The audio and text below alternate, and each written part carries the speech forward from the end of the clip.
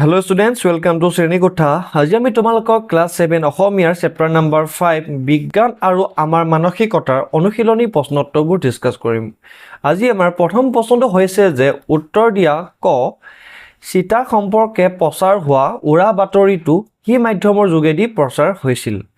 উত্তৰত তোমালোকে লিখিবা যে চিতা সম্পৰ্কে প্ৰচাৰ হোৱা উৰা বাতৰিটো ভ্ৰাম্য ভাষাৰ যোগেদি প্ৰচাৰ হৈছিল।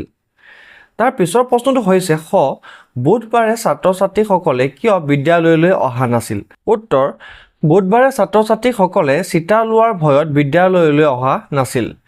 গ নম্বৰ প্ৰশ্নটো হৈছে বিদ্যালয়লৈ চিতা সম্পৰ্কে সবিশেষ জনাবলৈ কোন আহিছিল। উত্তৰ বিদ্যালয়লৈ চিতা সম্পৰ্কে সবিশেষ জনাবলৈ ডক্টৰ পায়েং আহিছিল। চমু উত্তৰ লিখা ক ভ্ৰাম্য ভাষাত অহা উৰা বাতৰিটোত চিতা ল'লে কি হ'ব বুলি কৈছিল।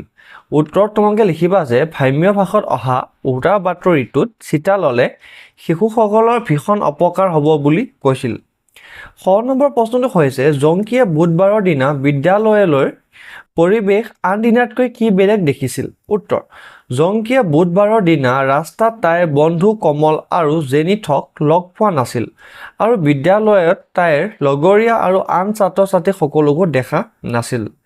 গ নম্বৰ প্ৰশ্নটো হৈছে যে সংক্ৰামক ৰোগ আৰু প্ৰতিৰোধ ক্ষমতাৰ বিষয়ে চিকিৎসকগৰাকীয়ে কি কৈছিল। উত্তৰত তোমালোকে লিখিবা যে অন্য অণুজীৱৰ দৰে বীজাণু আমাৰ দেহত প্ৰৱেশ কৰে। কিছুমান শক্তিশালী বীজাণুৱে পলিঅ' হেপাটাইটিছ আদি ৰোগৰ সৃষ্টি কৰে। সেইবোৰ বীজাণুৱে মানুহৰ দেহত ৰোগ প্ৰতিৰোধ ক্ষমতা সহজে হ্ৰাস কৰে। চিতা প্ৰয়োগ কৰি এই ভয়ানক ৰোগসমূহক দূৰ কৰিব পাৰি। খ নম্বৰ প্ৰশ্নটো হৈছে উৰা বাতৰিটোৱে কিদৰে ৰতনপুৰ গাঁৱত পৰিৱেশ সলনি কৰিছিল। উত্তৰত তোমালোকে লিখিবা যে উৰা বাতৰিটোৱে ৰতনপুৰ গাঁৱৰ মাজত ভয়ৰ সৃষ্টি কৰিছিল। উংগ প্ৰধান শিক্ষক মহোদয়ে চিতাৰ বিষয়ে জনাবলৈ কি ব্যৱস্থা গ্ৰহণ কৰিছিল।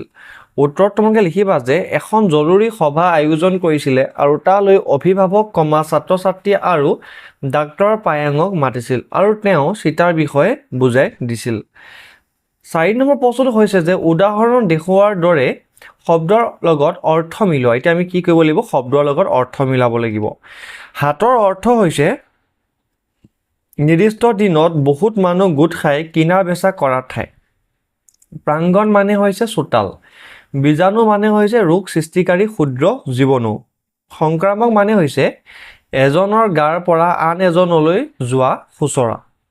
প্ৰতিৰোধ মানে হৈছে বাধা আৰু পুস্তিকা মানে হৈছে সৰু কিতাপ।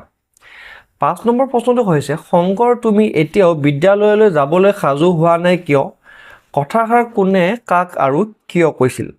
উত্তৰত তোমালোকে লিখিবা যে এই কথাষাৰ জংকীয়ে শংকৰক কৈছিল। যেতিয়া জংকীয়ে শংকৰৰ ঘৰলৈ গৈ দেখিছিল যে শংকৰে এতিয়াও স্কুল যাবলৈ ওলোৱা নাই তেতিয়া তাই এই কথাষাৰ শংকৰক কৈছিল। 6 নম্বৰ প্ৰশ্নটো হৈছে উৰা বাতৰিসমূহ সমাজৰ বাবে এক প্ৰকাৰ খুচৰা ৰোগ। কথাষাৰৰ বিষয়ে দলত আলোচনা কৰি নিজৰ নিজৰ মতামত প্ৰকাশ কৰা।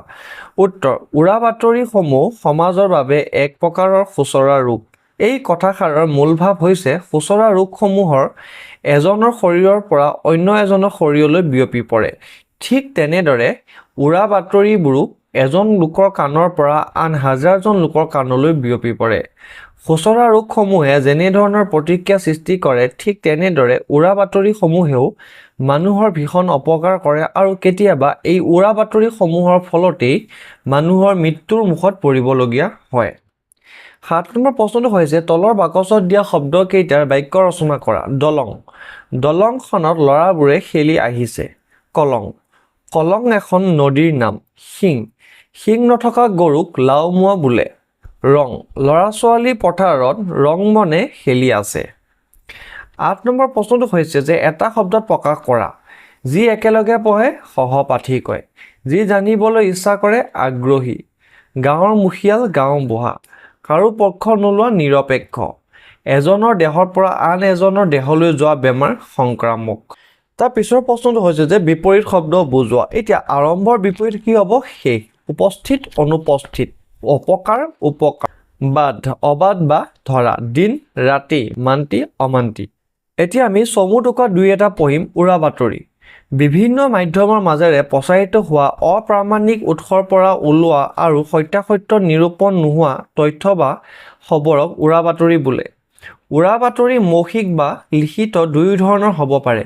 উৰা বাতৰি মানুহৰ মুখে মুখে বিভিন্ন সামাজিক মাধ্যমৰ জৰিয়তে ব্যাপকভাৱে বিয়পি পৰে। এই ধৰণৰ মৌখিক, লিখিত আৰু বৈদ্যুতিক মাধ্যমৰ জৰিয়তে বিয়পা উৰা বাতৰিৰ বাবে বিভিন্ন ঠাইত অঘটন ঘটিব ধৰিছে।